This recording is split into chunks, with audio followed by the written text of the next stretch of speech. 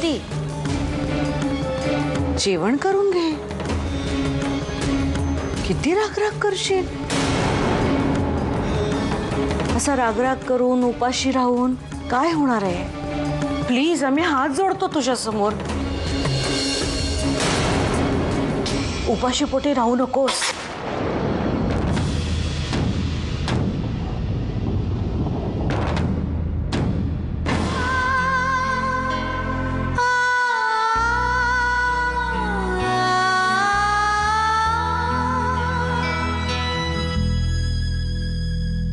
घरची लक्ष्मी जर उपाशी असेल तर त्या घराचं फक्त वाईटच होतं.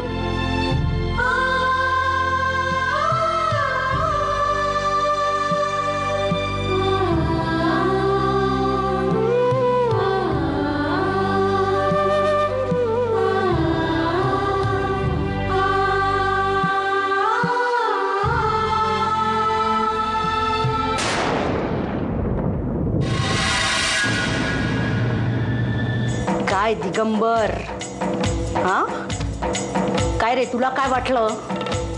तुला काय वाटलं आम्हाला काही कळणार नाही? बोल ना. बाईसाहेब, मी त्या... एक मिनिट. आम्हाला असं वाटतं तुला आरामाची गरज आहे.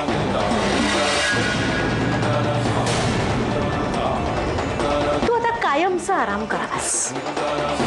आम्ही सुट्टी दिली कायमची.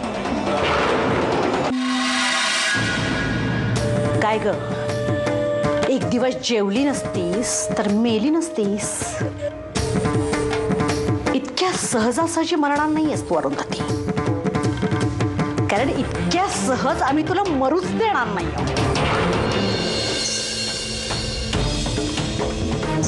काय झालं? पोटात दुखायला लागलं? इतकी पाप आहेत त्या पोटात, दुखणारच ना पोट. चल चल, नाटकं नको आहेत आता. उद्यापासून घरातली सगळी कामं तुला करायची आहेत.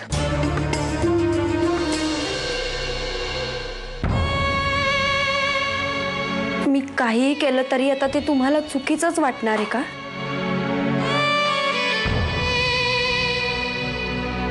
आंधळ्याची काठी हा शब्द वापरला होतास ना तू?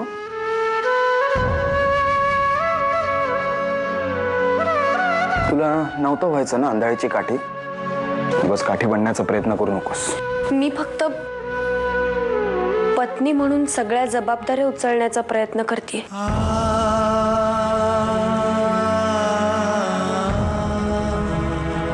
उंदरा मांजराच्या खेळात दोघेही पळत असतात,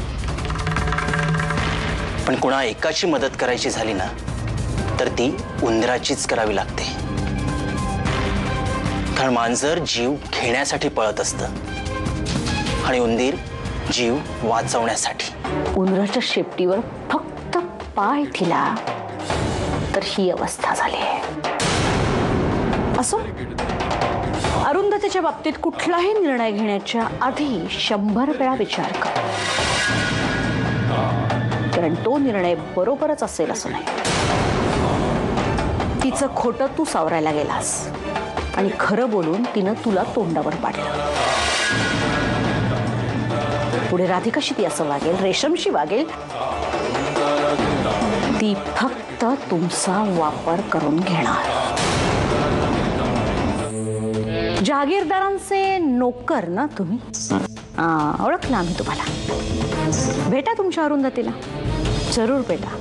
एक मिनिट. शंभू. Yes madam. ह्याच्या बरोबर जा. यांना अरुंधतीच्या खोलीत घेऊन जा. जा, खूप बरं वाटेल अरुला भेटून तुम्हाला.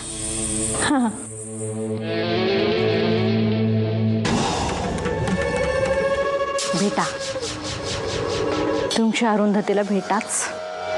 बघा तिची काय अवस्था झाली आहे ते. लग्नामध्ये आरडाओरडा करणारी तुमची अरुंधती कशी सुतासारखी सरळ झाली आहे बघा.